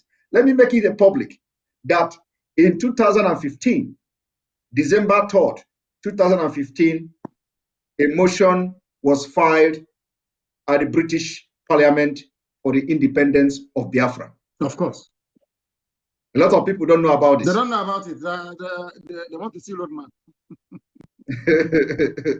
Now, the text of this motion read, that this House recognizes the call for the independence of the territory that constituted the Biafran Republic, acknowledges that Biafra issue could be improved with the cooperation of the Nigeria government by offering a referendum, and urges the Foreign and Commonwealth Office to use its diplomatic strength to assist in the resolution of this matter. I'm aware of it. Good. I'm aware of it. No. I didn't know you were going to ask me about it. I wanted to bring it up much later in this our struggle for Biafra. But since you've mentioned it, I will comment on it. Remember what I told you before, that in England you have good people. In Britain there are good people. It was Britain that was at the forefront of slavery, and yet it was Britain through their courts that banned, or should I say, that abolished slavery. The same British people. So it is my hope and prayer that one day good people will rise up again in British politics to recognize that freedom for Biafra is also freedom for Britain. I give them a very simple example. What is the volume of your trade with the USA or with Japan, for instance? If you give, right now, Britain is struggling because they are pleading with Joe Biden to give them favorable status in terms of, trade negotiations and the rest of it. If you ask an average British person, they prefer trade with a developed America than with a primitive Nigeria, regardless of the fact that they're getting oil and gas for free. The same thing I said to Britain. Having a free Biafra that is economically viable is your gateway in that thing you've always wanted in Africa. Is only Biafra that can give it to you. Because the economic strength and might of Biafra will allow all your companies that invested in Biafra land to be able to expand exponentially. I will give you a very simple, one very tiny example. Do you think that people eat enough balanced diet? The answer is no, because there is no milk. The milk these are condensed milk. These are processed milk, not fresh milk. That is one thing that stupid Mietiala cannot get into their useless call. They can have viable animal husbandry industry that provides fresh milk for people.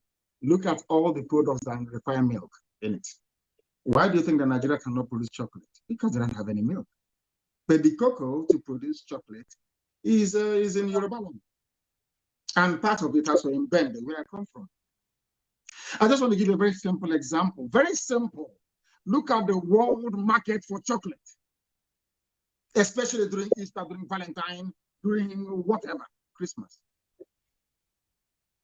We can make chocolate where we come from with the milk that we produce, employing people meaningfully, exporting all that product. So Britain should, they have this problem. Their problem is that they need somebody to subjugate. They need somebody, when Lugard came, they called him Lord Lugard. And they brought the Bible with them. In the same Bible you also have Lord, Yahweh Yeshua. And in most cases, God Almighty in heaven. And you're looking at this Beture, and they call him Lord. So that means he's close to God now, or he's related to Jesus. You respect him. Do you see how daft and foolish we are? They don't know that when you call somebody a Lord, that is temporal and that is spiritual. God is spiritual Lord. Those in the house of laws, they are temporal. But you have to go to school to understand all these things. And it's not our fault that we're educated. That is where we are. It's not arrogance. It's education, sound education. Thank you very much. Thank you very much. And that reminds me, when some people call Lord Nnamdi Kanu, Mazi Nnamdi Kanu, a lot of people get upset. But they go to England, though. If you ask them who created that, they say Lord Lugard, very proudly. They won't say they say Lord Lugard.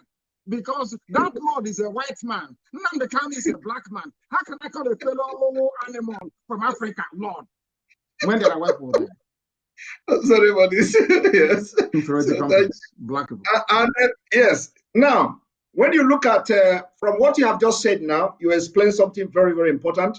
And that reminds me, when you look at what is going on globally, you find out that people of the southern Nigeria, and then we bring it down to Biafra people, like Ngozi Okonjo-Iweala today. Because we're a blessed race. From your mother's womb, you can perform miracles and wonders.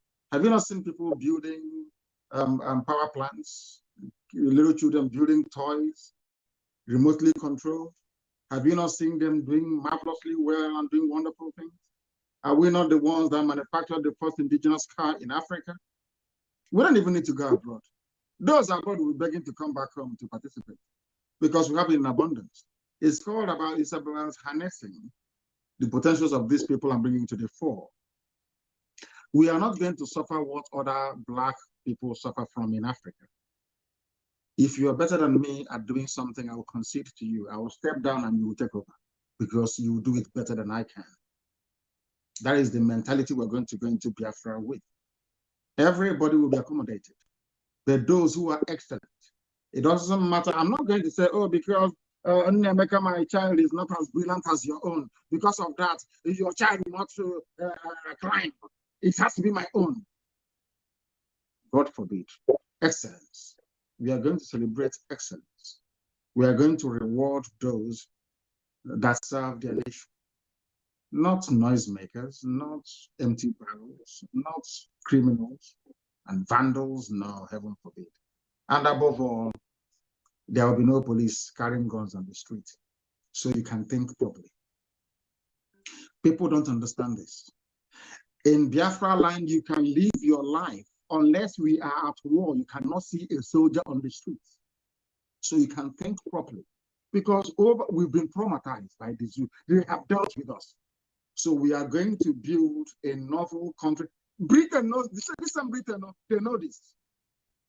They don't want Biafra to come because they know that Biafra will put every other person to shame. That's why they don't want it. If not, give us Biafra now. Give it to us. Okay, say it to us. Give us Biafra for 5 years. If it's not viable, you go back to Nigeria. They know what we can do. That's what I want to say. We have abundance of time. Did you train as a journalist? No. Then that answers the question. We don't need anybody. We welcome those from outside, though. No problem. Some of them said if Biafra were to come today, some of them will leave their things here and follow me, and they will go back home. They will come. We are going to accommodate them. But because you speak English in a particular way, it doesn't mean you're intelligent. Doesn't mean you're. We have seen all this nonsense now. Those that spoil Nigeria, they are those speaking wrong grammar, isn't it? Those speaking too much grammar. They're the ones that ruin life for everybody else. So if they can come, we can accommodate them. But in Biafra land, in Ezurok, everything is complete. Thank you. Thank you very much. And I know that you are very, very tired, because they are, first of all, the attack on this whole thing before we start almost threw me off balance. Almost threw me off balance. I never expected it, honestly. But thank God we managed to have come this far. One thing I'm going to ask you, I think it's going to be the last question before I will allow you to rest, because you have been on this journey for a very long time and every day on the phone and all that. So I'm going to ask you one last question. The question is this: if, from what I've just read now about the motion for Biafra independence at the UK Parliament, yes, the wording is that the Office of the Commonwealth must make sure they use their diplomatic power and ties to compel, though they did not use the word compel, but to compel Nigeria government to organize referendum for a possible freedom of Biafra. And this is exactly what we are all asking. Now, if this did not happen, are you ready to lead us to do anything to get the freedom of Biafra? Yes. Which I'm going to be number one to follow you. Yes. You think we're going to live like this, like a bunch of animals forever? Of course not. Of course not. It can't, they know it very well, that we are coming. And I will come, and I'll bring hell with me. They understand it very well. You better give me Biafra now. If they do not give me Biafra now, the zoo, I am making it very clear to the whole world so they understand what I'm saying very clearly. So that by the time that we are gone, history will, they will remember the deeds of God upon our lives. We have not come for anything else. I don't exist for anything else. It's only for Biafra to come.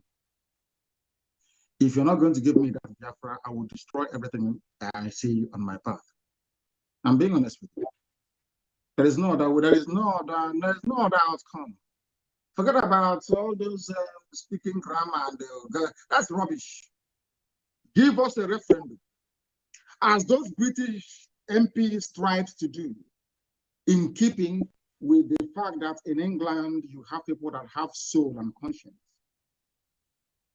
If you have a referendum today and people say foolishly vote to remain in one Nigeria, I will give up. But that's where we're going to, and nothing. You know, you know where we are now. Do you think we are going to drop our guns now? Is that what you think? Are we going to drop it now? No. No way. You must negotiate. And that is going to be a referendum. They understand it. Or else we give them hell. And they know it. If Boko Haram, a bunch of idiots that didn't go to school, can give you a tough time, imagine people who are educated and all over the world. But as you know, with Pharaoh, their ears will be blocked. They'll be doing their janja with some. They will think, oh, we have a Hanese, we have George Obiozo, we have the likes of Hope, we shall prevail. But you'll hear their stories soon as well. We're not going back. Oh. We have come to die for what we believe. Thank you very much for having me, Simon. And continue your good work. And don't allow Satan to get into you. Don't. Never, never. Thank you very much, Ohamadike. DK Anakbogunanya. Greetings from people from Canada. Greetings from people from Australia. Greetings from people from almost all European countries. As I am talking with you, you notice that my face has been on the, I'm reading messages. People are sending messages. Yes. Everybody from different parts of the world telling me to greet you. Particularly people from Canada are asking, when are you coming to Canada? Let them find a cure for COVID and I'll be there. COVID is everywhere. Okay, they're listening to you. They're listening to you. Thank you very much, our leader. And for those of us who are, in the media, we are promising that we are not going to fail the Biafra people. We will work tirelessly until Biafra comes. We will follow you. Any decision you make on Biafra, we are going to follow, because we are not the one who advised you until we joined. So any decision you feel that you make for Biafra, we are going to follow, because we know it is going to yield fruit and it's going to lead us somewhere. We have come a long way, no going back. At all. Nobody is going to die. Nobody is going to die. We will all see Biafra. Thank you very much. Thank you very much. And enjoy yourself. Have a very nice week. And see you again. Yeah, there is snow in Houston. I think it's for the first time in 5 or 6 years. They said I brought snow into Houston. People are living large here. No wonder some of them don't want to come back home. They are living a very good life here. Some of them are very, very fabulously well off. But of course, we know that Biafra will come and will be a better country, even more than the USA. Thank you very much, Simon. Exactly. We have minus 25 degrees here. Are you serious? Minus 25? I'm telling you. Unbelievable. Yes, minus 25. I think the temperature here is minus. I was minus 10 earlier today. Now it's just 0. Only 0. Come on, 0. Now it is. Thank you. Thank you very much. Thank you very much. And this is the beginning. This is the beginning of Anyukomamiono Obaofo. Of course. Thank you very much. Thank you. Thank you. Thank you. Right. Thank you all for being part of this program. As you can see, we were under very heavy attack. As I'm talking to you now, I cannot even play any video on this my wonderful gadget that has actually turned to Buhari system. So thank you all for being part of this program. We're going to go now, but by tomorrow we are going to start our normal broadcast, where we may be touching some of the issues we discussed today, and I'm going to be bringing all the evidences that some of the things we have talked. I'm going to bring them to you to see, because now I cannot I cannot even show anything on the screen. Everything is frozen. Everything is frozen. Everything is completely frozen. So tomorrow I'm going to bring the evidences, and we are going to talk more on this. This is the beginning. Remember, we are going to our destination, which is Biafra. No going back. The game has just begun. God bless Biafra. May God bless Oduduwa. May God bless the Middle Belt. May God bless RLY if they are going to accept my prayer. May God bless IPOB worldwide. May God bless Nnamdi Kanu. May God bless all the people that are agitating for Biafra. May God bless our Oduduwa brothers. May God bless Sunday Igboho, who have taken it upon himself to liberate Yoruba people. May God bless anybody coming out from Yoruba land to support the struggle. God bless you who always watch, share our videos to make sure that people are liberated and the Biafra struggle is going very, very far. Thank you very much. May God bless you. Good night.